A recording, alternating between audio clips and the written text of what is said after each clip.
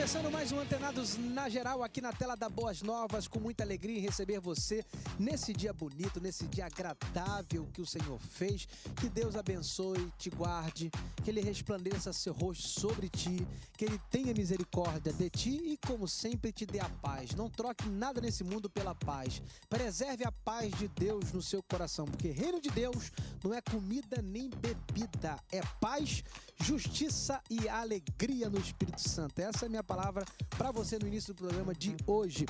Muito bem, hoje vamos falar sobre templos humanos. Para participar comigo aqui e me ajudar na contribuição de hoje, convido ele, que é bacharel em teologia, licenciado em história, professor de história do movimento missionário na agência missionária Cairóis, é formado em missiologia pela Escola de Missões da Assembleia de Deus e pela Escola de Missões Integral e pós-graduando em filosofia e sociologia Max Cassim. Bem-vindo à Antenados na Geral. Obrigado, Paulo. Obrigado a produção aí. Vamos pro debate aí, que com certeza tem coisa boa para ser falada aí hoje. Para participar comigo também convido ele, que é pastor auxiliar da Assembleia de Deus na Ilha do Governador. Atualmente dirige a filial da Freguesia da Ilha, teólogo, bacharel, professor, escritor e conferencista Jean Max. Bem-vindo a Antenados na Geral. Olá, Pablo. Que alegria estar aqui de novo. Que alegria poder falar aos nossos telespectadores. Eu sei que hoje vai ser um dia muito abençoado.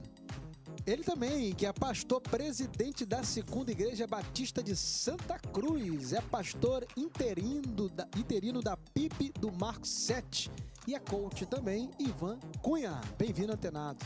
Boa tarde, Pablo. Obrigado aí pelo convite mais uma vez. Estou aqui no meio de dois Maxes hoje, né? Vai ser bom esse debate. Maravilha, então vamos lá, vamos partir para o debate nesse momento. Aprendemos na palavra que Deus não habita mais em construções feitas por mãos humanas, que o templo e a habitação da sua presença agora reside em nós, humanos, criação que se tornou imperfeita por causa do pecado. Porém, fomos enxertados numa ideia templista, onde a verdadeira adoração é compreendida dentro da ótica de um templo, com ritos e liturgia. Estamos vendo cada vez mais pessoas abandonando os templos, vivendo sua fé e religiosidade fora de congregações e, em contrapartida, as pessoas que dentro dos templos ficam, talvez estejam se esfriando. Hoje vamos falar sobre adoração, sobre sacrifício, sobre templos humanos. E aí, pastores, qual é a contribuição de vocês aqui? Já quero deixar uma primeira pergunta. Como surgiu a ideia de templos ou de uma adoração dentro do templo? É comigo? Passar a bola para você aqui agora. Bom, sobre o tema, né? Antes de dar a resposta que você pediu, existem algumas questões que já indicam uma opinião de quem formulou a ideia. Então, é verdade que Deus não habita em templos feitos por mãos de homens, está bem claro na Bíblia, na carta escrita aos Coríntios. E também é verdade que nós somos o templo do Espírito Santo de Deus. Mas isso não tira a importância do templo e da adoração num lugar destinado a isso, que é a casa do Senhor. É o que muita gente hoje em dia está confundindo. E no finalzinho da leitura, da chamada, é dito que as pessoas que permanecem no templo, elas estão se esfriando. Não é isso que eu observo. A perda da comunhão, a perda de estar com os irmãos, de poder congregar, de compartilhar o que sabe e também de aprender o que não sabe, ela é um terreno mais propício para o esfriamento do que estar em comunhão, do que a vida em comunidade no templo. Então, essa é uma primeira questão que eu queria pautar. Agora, a ideia de templo na Bíblia vem dos tempos de Moisés, quando Deus indica a ele um modelo daquilo que existe no céu. E lá em Apocalipse 15 nós temos o templo do Senhor, de onde o Espírito de Deus se manifesta, aonde ainda temos a Arca da Aliança com os seus objetos e com os pães dentro dela. Enfim, é uma ideia que Deus revelou a Moisés, que desceu do próprio céu. Então, como é que eu posso desprezar a vida do templo? Como é que eu posso desprezar a importância desse local, se essa é uma referência que o Senhor revelou a Moisés lá em cima, né? Deus deu a ele algo que estava lá em cima. Então, a proposta da Bíblia é que Deus habitaria entre nós. Muita gente tem usado muito esse verbo hoje, né? transformaram esse verbo, aportuguesaram ele. Tabernaculou entre nós, né? É uma coisa nova. No início eu nunca tinha visto ninguém usar essa expressão, mas hoje é bem comum. Deus tabernaculou, ou seja, pôs a sua tenda, pôs o seu tabernáculo no meio dos homens para se aproximar de novo de nós. E talvez o equívoco também pode ser na interpretação, porque tem pessoas também que idolatram o templo. Eu acho que o exagero é o problema, né? O templo é o único lugar. Aí que está o... Ontem foi bacana, eu jantei com um pastor e ele disse o seguinte: quando alguém, o templo, a igreja exige uma imagem social minha. Toda vez que eu vou na igreja, eu tenho a minha imagem social de igreja. Aí falou, a pessoa que é a mesma pessoa dentro da igreja e em casa, ela é convertida de verdade. Por quê? Porque o templo não faz a diferença no que diz respeito ao seu caráter e à sua vida com Deus. A imagem, ele é o que é onde for. Ele é o que é porque ele sabe que o Senhor o acompanha. Que, na verdade, ele é o templo. Pegando o gancho nisso que o Jean falou, aí fala do Antigo Testamento, na questão do Novo Testamento, falando sobre a questão justamente do cristianismo, entra bem com o contexto histórico. A gente sabe que o templo ele foi feito, claro, para ter um contato com Deus. Antigo Testamento, Deus se manifestava ali dentro do templo, ali no Santo dos Santos. Quando chega no Novo Testamento, a gente sabe que aí o templo é destruído, Jesus Cristo morto, crucificado, ressuscitado, terceiro dia. E aí entra aquela questão dos cristãos não terem mais templo. Os cristãos agora estão em casas, em cavernas, em catacumbas, em florestas, enfim, da forma que desse para cultuar, eles estavam cultuando. Já depois, partindo de Nero até o último imperador que cometeu aí grandes perseguições contra o povo cristão, que foi o Diocleciano, logo após ele vem Constantino. Constantino, então, ele vem e ele emite um edito de tolerância. Alguns falam que foi ele que oficializou, e não foi. Ele só emitiu um edito de tolerância. Ele deu um documento dizendo que era para tolerar os cristãos. Logo depois dele veio um homem chamado Juliano, se eu não estou enganado, que foi um imperador conhecido como o apóstata, justamente porque ele aderiu às filosofias, tirou o cristianismo de novo, perseguiu os cristãos, e depois de Juliano veio um homem chamado Teodósio, primeiro, que foi o imperador que oficializou realmente a questão do cristianismo como a religião oficial e declarou perseguição aos pagãos. Nesse período de Constantino a Teodósio, que começa então a surgir a questão das construções dos templos, alguns até são tomados dos pagãos e entregue para os cristãos, para que os cristãos viessem ter um local para cultuar. Isso no contexto histórico que eu estou falando aqui. Claro que dentro de todo o contexto evangélico e bíblico que a gente sabe, a igreja não se faz de uma pessoa só. A igreja se faz de um corpo. Então, tu não vê um corpo por aí andando com um olho só. Não tem um olho que seja chamado de corpo. O corpo é feito de uma forma por completo. O templo é um local importante porque é como se fosse um local de manutenção. Você vai ao templo, lá você se encontra com outras pessoas que são da mesma fé que você, e lá você pode ali compartilhar sofrimentos, experiências, aflições, e querendo ou não, existe de repente pessoas lá com um aprofundamento numa escritura, de leitura, de estudo, que possa te orientar em coisas que de repente você tem uma certa dificuldade. Então, assim, contudo, mesmo que nos primeiros anos dos cristãos, Novo Testamento, não viesse ter um templo em si, porém o templo não deixa de ser importante para os nossos dias de hoje. É o que eu estava falando. Muito interessante o que o Max está falando. Os dois Max, que tem dois, né?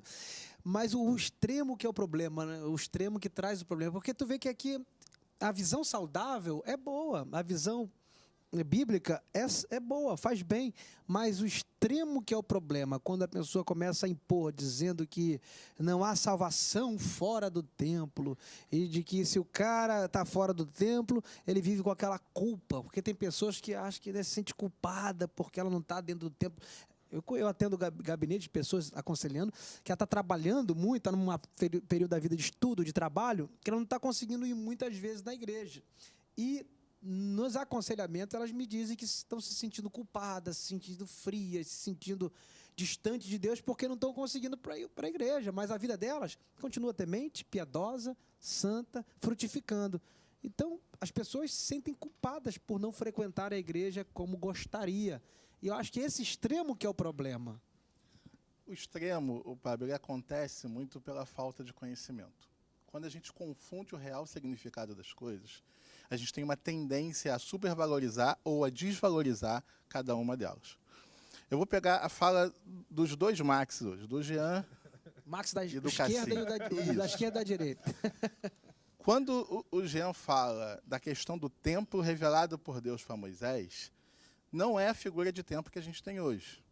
É templo, a gente tem, é perfeitamente visível na Bíblia, mas é um templo onde Deus habita e não o povo.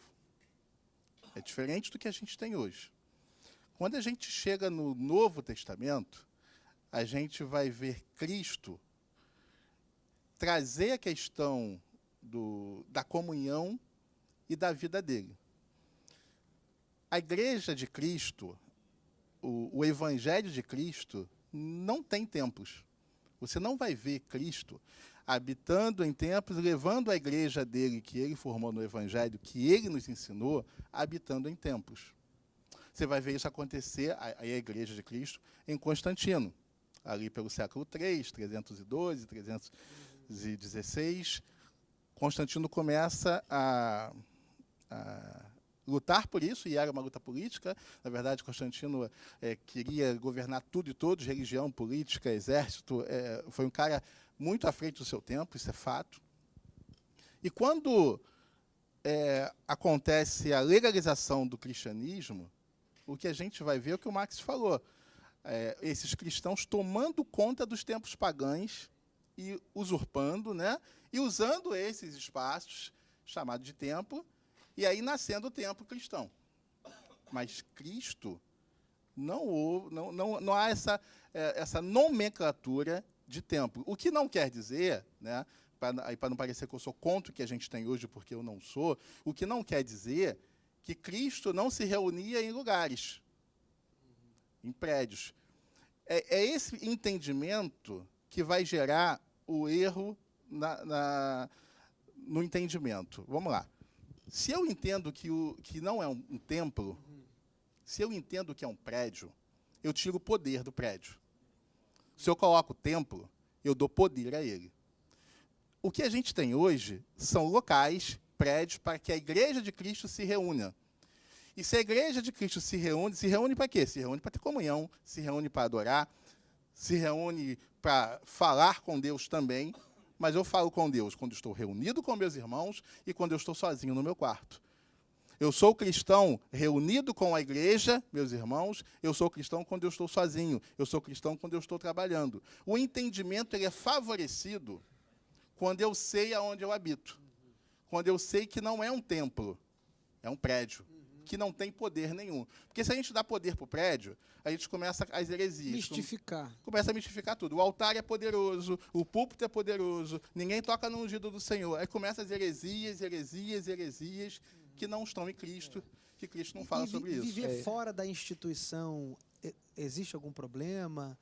Jean, como é que você entende essa questão? Porque é uma questão, até no Perguntas e Respostas dessa semana a gente falou sobre isso. E a pessoa que estiver fora da instituição, fora do templo, qual o prejuízo que ela tem? Porque, pegando a fala de todos vocês, isso aqui é uma igreja agora, que está acontecendo é um culto, né? Isso aqui é um culto. Dependendo das paredes aí que está aí ao nosso redor, o culto é isso aqui. Quem está em casa. É muito interessante como essa ideia é desenvolvida. Então, o modelo...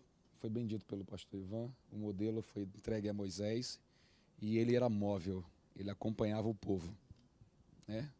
Então, se foi o modelo revelado, se Deus queria isso fixo, dizia assim, agora vocês param e ficam onde está o meu templo, né?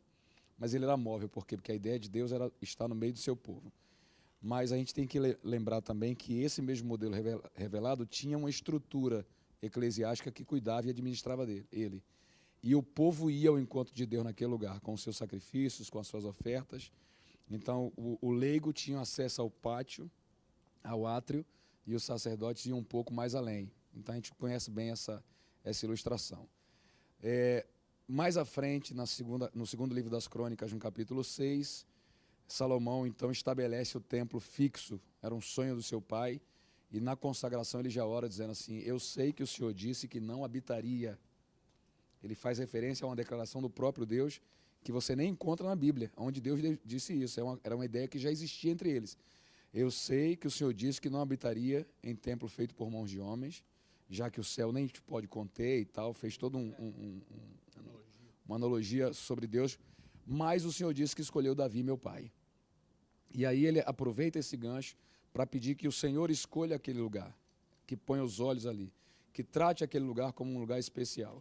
E lá no capítulo 7, a partir do verso 10, nós temos a resposta do Senhor para ele, dizendo, eu escolhi esse lugar.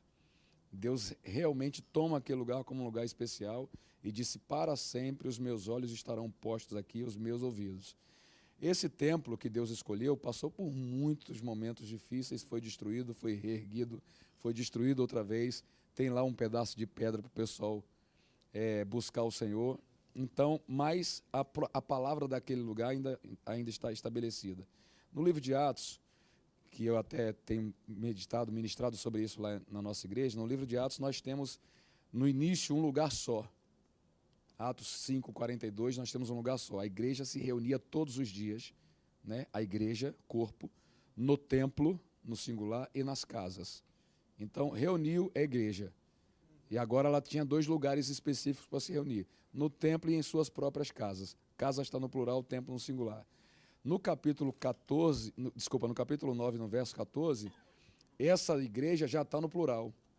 As igrejas estavam estabelecidas na Galácia, na Samaria e em toda a Judéia. Então ela começa a se multiplicar. E eu achei extraordinária a definição do pastor Ivan, que realmente, se eu começo a chamar de templo, eu dou poder àquele lugar, né? E talvez o único que a gente podia dizer assim, que tem um certo poder, foi aquele que Deus disse, esse aí eu escolhi. Se a gente forçar um pouquinho, mas a instituição, ela é uma organização humana que se presta ao serviço da vontade de Deus, dos desígnios de Deus. E se ela se presta para isso, eu sei que Deus tem compromisso com aquele lugar. Muito bem, esse primeiro bloco foi para conta. Vamos para um break, um rápido intervalo. Você que está aí gostando, aprendendo, crescendo, anotando tudo, não sai não, que Antenados vai voltar já, já. Minhas feridas hoje eu posso cantar e deu motivos fortes pra... O seu nome é Jesus, eu não me canso de falar. A estrela maior. Estamos de volta, segundo bloco do Antenados na Geral, com muita alegria em ter você aqui. Como sempre digo aqui, você é e será sempre o patrimônio da Boas Novas. Então participe comigo, o telefone vai passar aqui debaixo da sua tela, manda para mim uma pergunta, um tema, você pode gravar até um vídeo no seu telefone, mandar para mim aqui, eu quero a sua participação, muito importante. Visita também nossa página no Facebook, canal que temos no YouTube. Se tiver algum amigo seu que não tenha Boas Novas na sua casa, leva ele no YouTube, bota BN Play e vai lá passar aí a programação da Boas Novas. Antenados tem muitos temas, é importantíssimo você compartilhar e divulgar o Evangelho. Você que é grato por tudo que acontece aqui, pode ser um semeador também, vai passar aí a agência e conta, manda pra gente uma oferta para manter esse programa aqui ao ar até a volta de Cristo. Pastores, falando aqui sobre templo, o Novo Testamento, com a vinda de Jesus, a morte e a ressurreição, caducaram algumas coisas do Antigo Testamento, se cumprindo em Cristo, e mudou alguma forma na maneira de enxergar a Deus em relação ao templo. Quando ele fala, Deus não habita em templo feito por mãos humanas, acho que eu não devo entender, o extremo, mais uma vez, né? Deus não só habita no templo, né? Que às vezes o extremo é esse. Deus não habita em templo, não é que Deus não habita, Deus habita em todo lugar, dentro do templo, fora do templo. A única coisa que eu não sei é onde ele não habita, porque até no inferno Deus habita. A ira de Deus habita no inferno, o juízo de Deus habita no inferno. Então, assim, não tem nenhum lugar que Deus não habite. Agora, com relação ao Novo Testamento, como é que a gente interpreta isso? Mudou a visão do Antigo Testamento para o Novo? O que caducou, o que não caducou? Como é que a gente interpreta isso? A gente pode interpretar, Pablo, da seguinte forma. O templo foi feito para o homem não foi feito para o templo. Então o templo só é necessário enquanto tiver homens ali dentro. Por quê? Porque a partir do momento que entra o Novo Testamento ele entra dizendo o seguinte, olha, o importante é o teu próximo. Então, se existem muitos próximos meus dentro de um templo, ali é importante. Se existem muitos próximos em algum lugar, ali é importante. Por quê? Porque ali está a pessoa do outro que eu posso manifestar Deus. Quer dizer, a partir do momento que eu amo, que eu exerço misericórdia, compaixão, perdão, enfim, ali vai estar Deus presente. Onde tiver 1, 2, 3 no meu nome, ali eu me faço presente. O problema é que, às vezes, conforme já foi falado aqui, a questão dos extremos, as pessoas valorizam o templo. Então, eles acham que o templo o homem é para o templo. E não é, o templo que é para o homem. A mesma coisa, a questão do sábado. O sábado foi feito para o homem, não foi o homem que foi feito para o sábado. Então, a partir do momento que eu valorizo mais a questão do templo, da instituição, do que o homem, um exemplo básico, tem membros passando fome.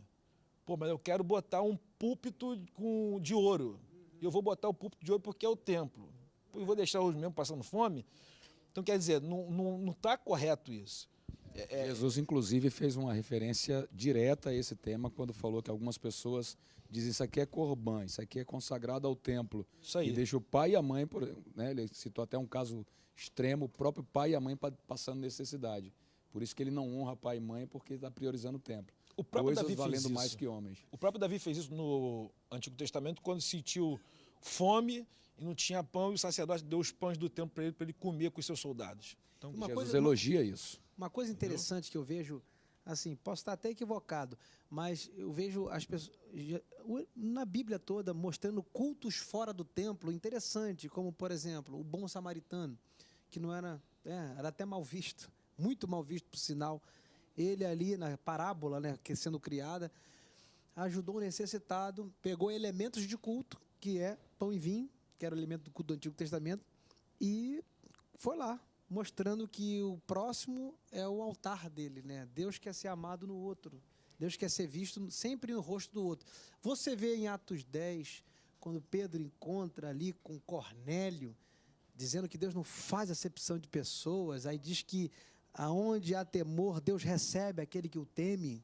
Cornélio, você vê Jesus ali com centurião, pagão, centurião, um pagão romano, Jesus dizendo que não encontrou fé tamanha igual a do cara.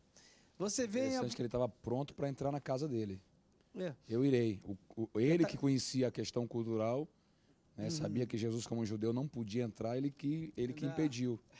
Mas por Cristo, ele sem problema nenhum entraria na casa do cara. Entraria lá. Você vê o Apocalipse 21, até li esses dias, 21, 22, que diz que João, arrebatado na ilha de Pátimos, viu a Nova Jerusalém, diz que não havia santuário.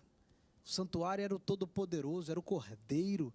Isso me mexe, isso me faz pensar que, de fato, Deus tem seus mistérios na face da terra. Às vezes a gente quer colocar Deus dentro de uma caixinha religiosa. Deus não cabe em conceito religioso. Deus não cabe dentro de doutrinas. Ele é maior do que a doutrina de Calvino, de Lutero. Ele é maior do que a lógica de Aquino, né? Ele é maior do que qualquer conceito filosófico.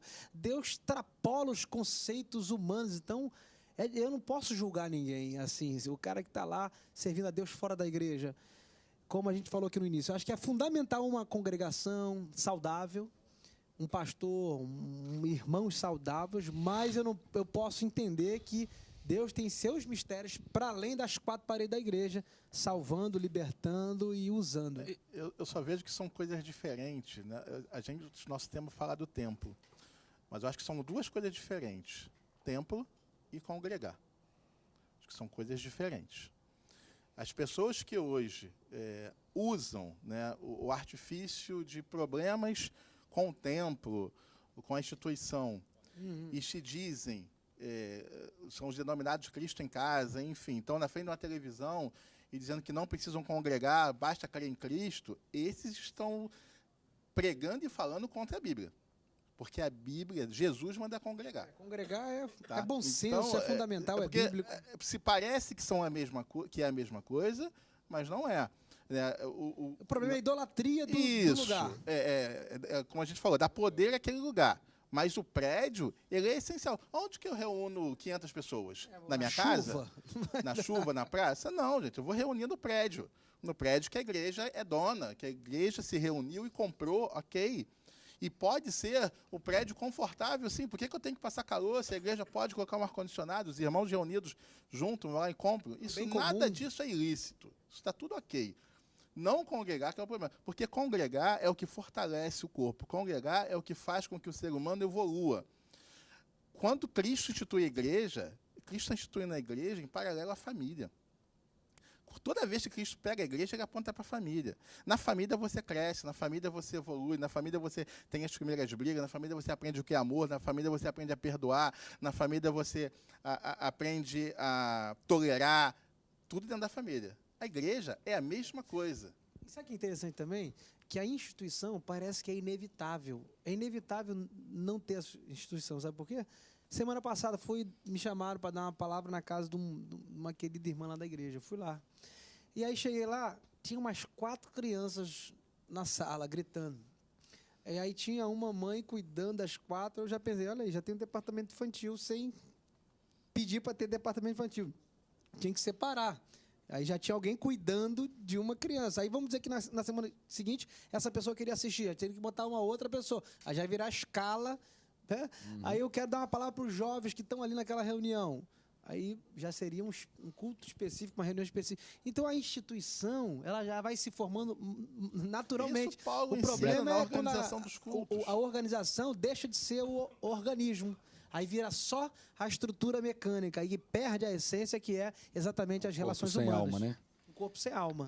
O que acontece? O desigrejado, falando de forma mais clara, a pessoa que perdeu o interesse ou até critica o ato de congregar. É a intolerância que é o problema. Ele está, como disse o pastor Ivan, indo contra a Bíblia. Porque o Senhor, na instituição da igreja, e eu preciso reforçar aqui que a palavra igreja não tem referência ao templo. A igreja Jesus se inventou reunia... a palavra igreja. Isso Então, aí já é antiga, dos gregos. Nós toda vemos ela em cidade tinha Atos, né? A igreja se reunia na casa de fulano, a igreja se reunia no pórtico de Salomão, a igreja, aí lá em Atos 9 já são igrejas no plural, estava estabelecida em tantas cidades.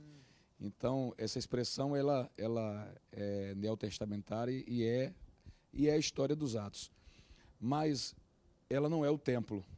A igreja é aquele elemento vivo que se reunia. Quando ela ganha o plural, ela mostra que ela está institucionalizada e ela tem ali o prédio onde se reunia. Até por conta disso, onde é que eu reúno 500 pessoas? Mas eu quero ir além disso. Lá em Efésios 4:11, nós temos Paulo dizendo que Deus instituiu figuras com um dom específico para trabalhar a edificação dessa igreja.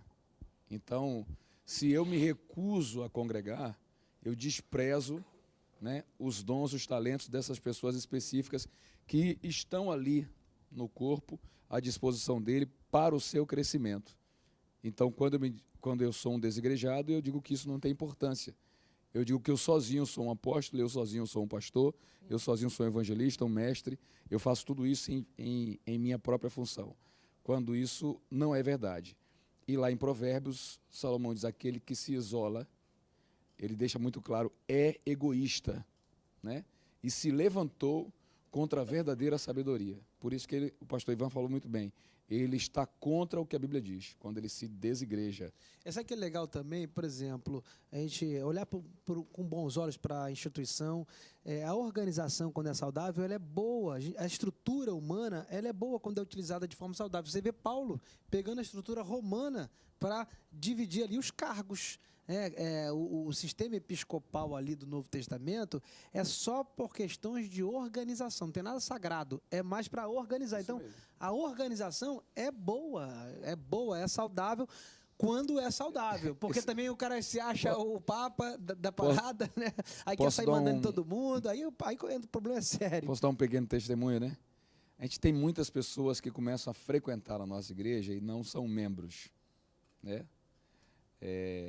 Acho que antigamente se chamava de congregados, né? Membros. Agregados. Não, na Assembleia de Deus se chamava de congregados. Eu tenho tantos membros e tantos congregados. Então, essas pessoas que frequentam a igreja até se sentem dali, mas não oficializaram sua filiação. Então, hoje as pessoas estão ali e daqui a pouco a pessoa diz assim, eu já sou daqui. Aí eu falei, companheiro, mas nem o pastor está sabendo que você é daqui. né? Muito interessante. E um dia eu precisei tratar disso da igreja, por quê? Porque eu percebi que esse pessoal que já é daqui, sem nunca ter oficializado a sua Jean, vida, que é militar, começou a significar um número praticamente igual aos que estavam ali. E eu perguntei aos irmãos, acho que todo mundo aqui concorda que Deus gosta de coisas organizadas. O significado de unção é isso, uns são, outros não. E outros não são, é verdade. Então eu falei, Deus, ele não é contra nada que seja organizado. Ele não é. Entendeu? Tudo que você trabalha com organização, você tem a aprovação de Deus.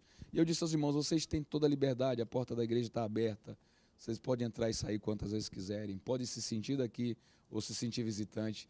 Eu quero que você saiba que você é livre para isso, entendeu? Estamos aqui só pregando a palavra, que eu acho que era isso que eu via lá no Pórtico de Salomão. Os discípulos estavam lá pregando e o povo estava vindo, trazendo os necessitados.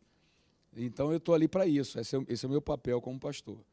Mas se você acha que vale mais a pena, porque quando a pessoa se filia, ela começa a assumir uma responsabilidade maior, se dispõe, né, a trabalhar em favor do crescimento daquele negócio.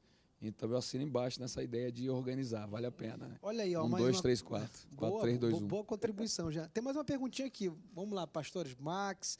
Olha aí. Jesus, em conversa com a mulher samaritana, é questionado em qual é o lugar certo para adorar. Se no Monte Gerazim ou se em Jerusalém. Podemos já nesse diálogo ver o debate e a ideia de templo físico e a ideia de cada indivíduo como templo e adorador. Olha aí, o que vocês têm a dizer? Essa conversa ela é bem complexa, Pablo, porque é o seguinte, ele não está debatendo ali a questão do templo físico, ele está debatendo ali a questão da salvação.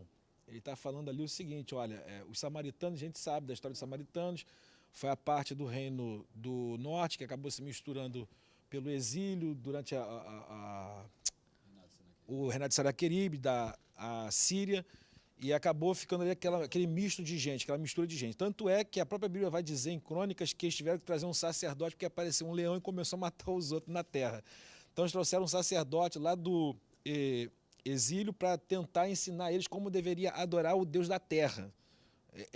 Esse é o texto que fala sobre essa questão dessa mistura. Então, aqueles que foram para a Babilônia, depois voltaram, eles pelo menos tentaram se manter no máximo possível, vamos dizer que casto, sem mistura de DNA, sem casar com outros povos, aquela coisa toda. Os que casaram tiveram que se descasar, conforme está escrito em Neemias e Esdras, que falam que tiveram que largar todo mundo e tiveram que voltar.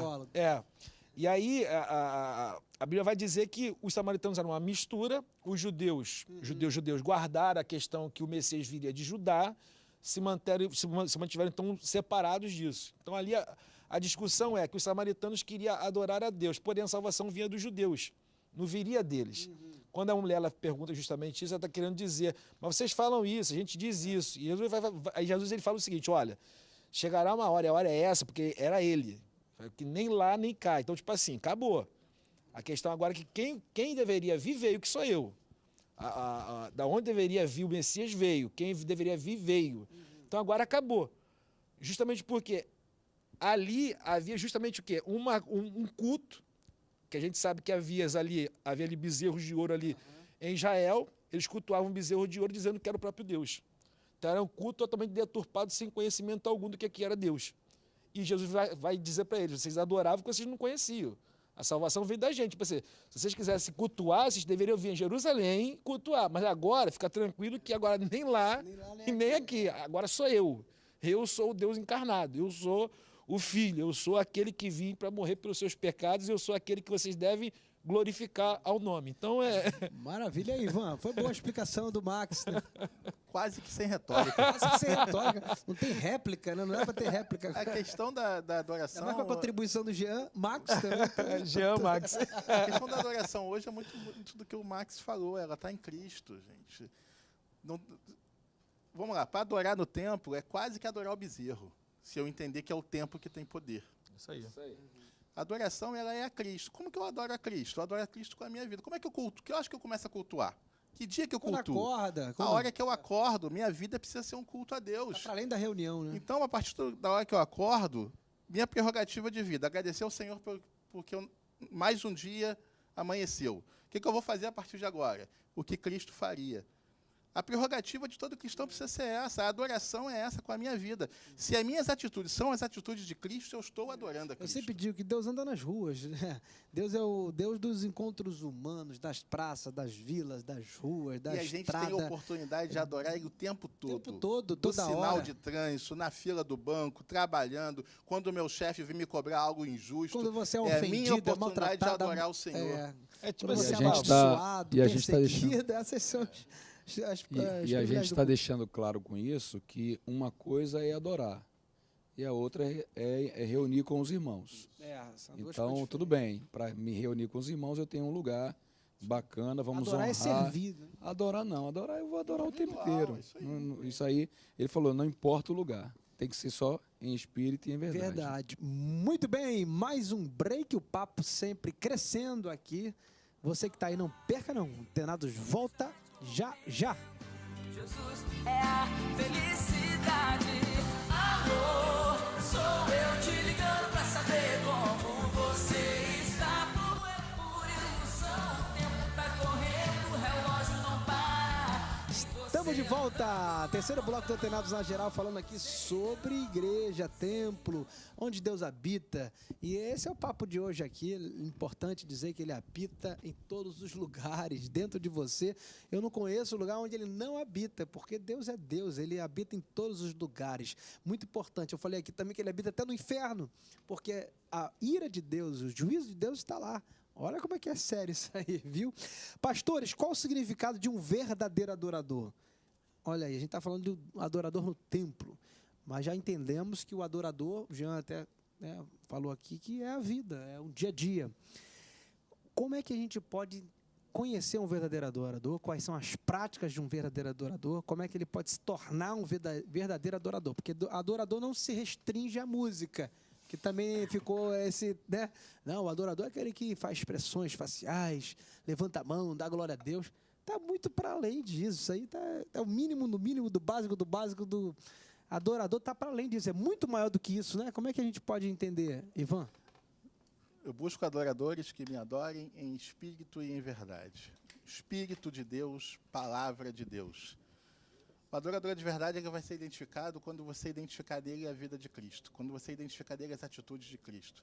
Todo aquele que se torna um imitador de Cristo, como Paulo foi, esse é o verdadeiro adorador. A minha vida, a vida de qualquer cristão, ela só pode ser a mesma vida de Cristo. E é interessante o Ivan tá falando, é vida, porque às vezes o cara carrega o nome. Só o nome não é suficiente. Jesus não é um nome, Jesus é uma pessoa Não, que são as encarna atitudes em que ele você. teve, né? As minhas atitudes precisam ser as É mesmas. atitude, é vida. Né, uma vez me perguntaram sobre perdão, há pouco tempo atrás eu estava falando sobre perdão, e a pessoa estava falando uns com uma facilidade a perdoar e outros com dificuldade a perdoar. E o perdão de Deus, qual é o perdão? O perdão de Deus, que Ele quer de nós, é justamente aquele que nós não conseguiríamos fazer se não fosse a vida dele sobre a nossa. Então, alguém matou a minha mãe.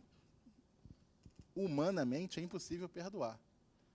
Mas se eu consigo perdoar é porque Cristo habita em mim. E eu tive agora a mesma atitude que Cristo teria. E nessa atitude eu estou adorando ao Senhor. É assim que se enxerga o adorador, na minha opinião. Max? A dificuldade, o povo confunde adoração com louvor, né? Louvor e adoração. Duas coisas totalmente diferentes. Até mesmo pelo próprio texto original, o grego, vai dizer que louvor é você fazer barulho. E o adorar é você pegar a mão e beijar. Então, quer dizer, uma atitude você pegar e ter uma reverência. Acho que você viver uma vida com reverência É uma adoração. é uma adoração. Não só a reverência com Deus, com o próximo. Você viver uma vida respeitando ao próximo, você está ali adorando a Deus. Porque a partir do momento que alguém te olhar e ver a sua atitude naquilo ali, vai falar, poxa, você é um rapaz tão respeitador, você é um rapaz que trata os outros com tanta bondade, com tanto amor, dignidade, que era coisa que Jesus fazia. Quer dizer, tal ponto que até as crianças gostavam de ficar perto de Jesus. E quer sinceridade melhor do que criança? Criança não fica perto de gente chata. De jeito nenhum. Legal. E adorador, fala aí, Jean, o que é o cara que é um adorador? Então, Pablo, acho que tem pouco o que dizer depois do que foi dito, né? Mas eu, no primeiro bloco, eu citei a fala de um pastor com quem eu jantei ontem, e ele disse que todo crente tem a sua imagem social na igreja. Então, hoje a ideia de adoração, como já foi dito aqui, ela está associada a muitas expressões e também a questão do louvor, da música. Então, é aquele eu social crente, né? Então, nós já dissemos aqui no primeiro bloco que o verdadeiro convertido, ele é aquilo em qualquer lugar, né? Então, não dá para esperar que as minhas expressões provem que eu sou um adorador. Eu, de fato, se eu não viver aquilo que eu expresso quando eu estou no templo, se eu não viver aquilo que prego, se eu não viver aquilo que declaro, eu sou um hipócrita, né? Eu não sou em nada melhor do que os fariseus. E Jesus disse que se a minha justiça não for maior, não exceder a dos escribas e dos fariseus, eu não tenho parte com ele. Então, por que Deus está procurando adoradores? Porque ele sabe que quando uma pessoa ganha esse adjetivo, ganha essa designação de ser realmente um adorador, ele não é mais um hipócrita, ele não se expressa para louvar a Deus, para impressionar as pessoas, para dizer que é um religioso, para dizer que é uma pessoa de intimidade com Deus. Ele não vive no fingimento, ele é mesmo um servo de Deus em qualquer situação. Paulo exaltou os irmãos de Tessalônica, né, em cima desse aspecto, quando diz: vocês são ainda mais crentes, estou usando as minhas expressões aqui, quando estão fora dos meus olhos. Forte, né? Então, isso é muito importante. Acho que esse é o cara que Deus procura. Pegando o gancho disso que o Jean falou, por isso que Jesus falou sobre a questão do espírito e verdade. A gente, na questão da psicologia, da filosofia, fala a questão sobre o espírito da consciência, quer dizer, é a pessoa quando sabe o porquê está fazendo aquilo e para que está fazendo aquilo. Tem gente que faz, mas faz com os sentimentos terceiros, vamos dizer assim, faz com a questão das emoções. Conforme o Ivan falou, se alguém fizer algo contra mim, nos meus instintos emocionais, o que eu vou fazer? Eu vou revidar. Mas pelo espírito, eu consigo ter aquela consciência naquele momento de falar assim: pô, ele merecia tomar um pau, mas vou dar perdão para ele. Quer dizer, e agir dessa maneira com verdade. Não é também aquela falsidade, aquela questão de você estar vivendo a vida e estar vivendo a vida com a vida de aparência. Você parece que está vivendo a verdade, porém não está. E aí, isso que é muito importante, conforme já foi dito aqui, porque não tem essa questão do exterior. É o interior que pesa nessa hora. Porque Deus que está vendo ali, Deus que sabe ali como é que você está naquele momento. E eu vejo que também há um certo equívoco na interpretação do adorador, quando pensa que o adorador é o que venera. O adorador não é o que venera, o adorador é o que segue. Porque as pessoas pensam que adorar é venerar. O cara tá ali, aleluia, se ajoelha e tal. É muito fácil se fosse só isso. Imagina, se adorar fosse só isso. Chega ali, ouve uma música boa, dobra o joelho, mas o estilo de vida não muda. Eu falei muito essa semana sobre isso, sobre seguir. O adorador é o que segue, é o que entende, é o que materializa, é o que encarna, é o que vive, é o que caminha, é o que, né, é o que entende, e a consciência do evangelho na vida dele leva para a vida, leva para a prática. Porque venerar não vai trazer o perdão. Aquilo ali é um reconhecimento. Venerar, até o papagaio venera. Se você doutrinar ele, qualquer um, né? A criança que nasce da igreja, ela pode não nascer de novo, mas ela pode conhecer todas as expressões da religião, expressões faciais. Aleluia. Eu já vi várias gente assim, dentro da igreja, está lá. Aí se alguém chamar, já dá o olhinho do lado, né? Aprendeu já como é que se movimenta. Gente ali rodando, já fui numa igreja que o cara rodava, até tentei rodar uma vez, fiquei tonto, falei, pô, que é isso? Isso aqui não é pra mim, não. Aí rodava. E nisso, novo convertido, olha, eu gostaria de ver esse vídeo, você rodando. O cara rodando, aí eu falei, não consigo fazer isso, não. Aí eu rodando, eu olhando pro cara pra tentar entender, né? Mas era foi com um pé voltas. Só ou com os dois que você rodou? Eu fiquei olhando, todo mundo rodando, eu falei, será que é assim mesmo? Então eu vou tentar também. Eu comecei a rodar, não consegui, fiquei todo, parei. Aí eu fiquei observando pra tentar entender. Aí eu olhava pro olho, um dava umas olhadinhas, tinha umas olhadinhas assim, eu falei, peraí, então, será que é isso mesmo? Será que isso aí é espiritual? Não? Então, assim, no ambiente religioso, dá também para o cara se tornar um manequim. Se o cara souber, ele pode se tornar um personagem. Um culto pode ser performático. O pregador pode se tornar performático. O cantor, qualquer um. Então, assim, a gente precisa entender que o adorador está para além de performance, está para além de veneração, está para além de momento. É história, né? É bom entender que o adorador, ele também louva o Senhor, né? Uma das coisas que ele faz é isso. Não só com a sua voz, não só com os seus dons, mas como já foi dito várias vezes aqui, mas principalmente com a sua vida. O último salmo da Bíblia diz: tudo que tem fôlego, ruach, louve ao Senhor. Salmo 150. Olha que expressão, o ruach, a sua respiração, entendeu? Use a sua respiração para louvar ao Senhor. Então, cara, o que é a respiração senão a minha própria vida, né? E Jesus, ele usa a palavra grega pneuma para dizer que eu tenho que adorar a Deus em espírito, né? Em fôlego. Então, também traz a ideia da respiração, da vida. Então, ele remonta lá ao Salmo 150. E em verdade, eu preciso primeiro, para ser em verdade, ter consciência do que eu estou fazendo, não é uma coisa louca, entendeu? É uma coisa racional, consciência. Sei em quem tenho crido, então eu preciso desse conhecimento e faço aquilo sem nenhuma hipocrisia. Não pode ser mecânico, né? Eu estava numa igreja, aí eu olhando tudo, né? Orando no momento de orar, cantando, mas eu não estava me expressando muito no meu corpo. E as pessoas se expressando muito corporalmente. Aí o pastor chegou para mim: tá frio, irmão? Vambora, irmão, se movimenta aí. Tá frio?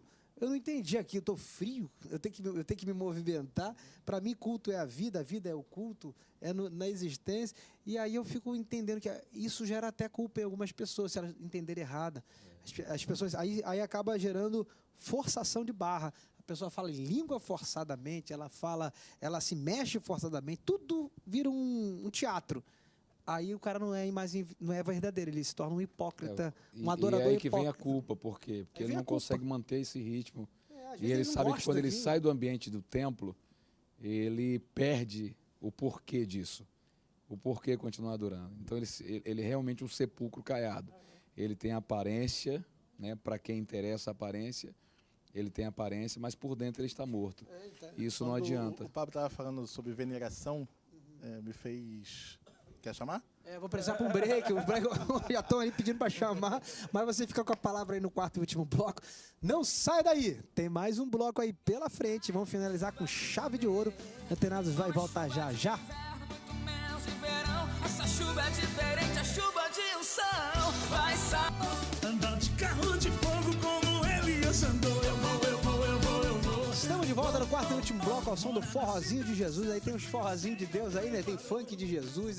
O povo eclético aqui, o povo brasileiro tem essa criatividade, né? Ivan, diga aí, te cortei antes de entrar no intervalo. Vamos lá, contribuir. Então, quando você estava falando sobre veneração, me veio à cabeça, né? A gente estava falando de adoração aqui no último bloco, que é a diferença entre o devoto, né? A devoção e a paternidade. Essas pessoas que veneram, hoje, existem muitos crentes sendo devotos de Cristo e não vendo Cristo como pai. Porque o pai você imita. A gente imita nossos pais, a gente imita o caminhar, a gente imita o gestual, a gente imita a fala.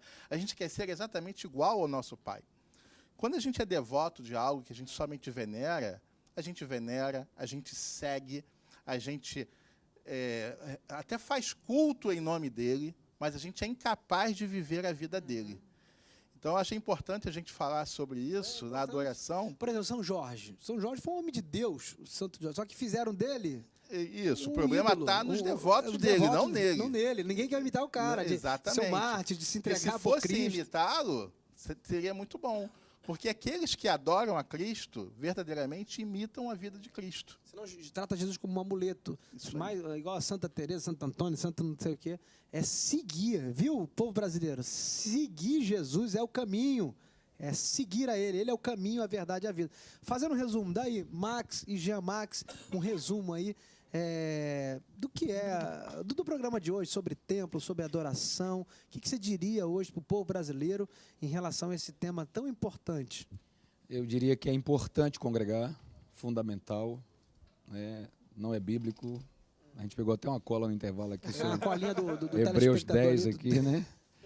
não deixando de congregar como alguns fazem. Então é fundamental que eu congregue, mas é fundamental que eu veja a igreja como um lugar de congregar, né? Não como um lugar de salvação.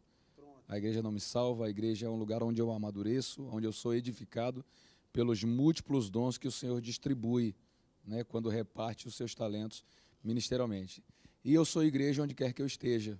Então, acho que, para mim, isso é o resumo de tudo. Isso é interessante. Eu não vou para a igreja, eu vou como igreja para a instituição. Eu, como igreja, vou congregar. Como igreja, vou congregar. É isso que é importante. Porque as pessoas têm eu vou para a igreja. Não, eu vou como igreja congregar. Que aí assim, a interpretação mais correta. E aí, Max? Pega a linguagem figurada quando fala que a igreja é um hospital. A gente tem as pessoas lá para cuidar de outras pessoas. A gente não precisa do hospital para sobreviver. Porém, quando nós estamos doentes, nós vamos para o hospital. Assim também é uma instituição templo. A gente não precisa dela para dizer assim, sou salvo. Porém, ela faz parte de nós quando nós estamos ali, ou seja, exercendo serviço ou recebendo serviço. A gente vai sempre precisar ou de servir ou de ser servido. Isso daí é mutuamente. Deus usa a igreja, Deus usa a instituição, é isso que a gente tem que entender, porque senão vai para aquela coisa que a igreja é a mediadora entre Deus e os homens, e o mediador é Jesus. Jesus é o mediador entre Deus e os homens, ele que salva, é os méritos de Cristo, é ele, é a ressurreição dele, é a fé no sangue, no Filho de Deus Salvador. Então, fica aí a palavra, Jesus é a nossa salvação. Deus abençoe, obrigado pastores, obrigado Brasil. E a reunião, o Antenados termina, mas o culto continua, né? Vamos continuar, e o culto vai continuar na vida. Beijo grande, até a próxima. Uhul. O teu alvo é Jesus Cristo, vai na frente, Deus é mais, não pare agora.